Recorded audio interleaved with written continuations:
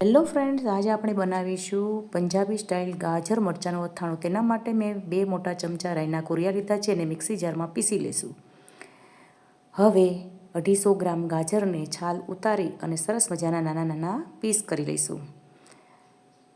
Medium સાઇઝના cut કરી લેવાના છે. વચ્ચેનો ભાગ કાઢી અને સરસ મજાના બધા જ ગાજરના નાના નાના પીસ કરી લીધા છે. ત્યારબાદ 5 થી 6 નંગ લીલા મરચાં છે, તેને ગાજરના માપના કટ કરી લઈશું. આ રીતે બધા જ મરચાંને કટ કર્યા બાદ એક બાઉલમાં ગાજર, તેમાં મરચાં કટ કરેલા એડ કરશું.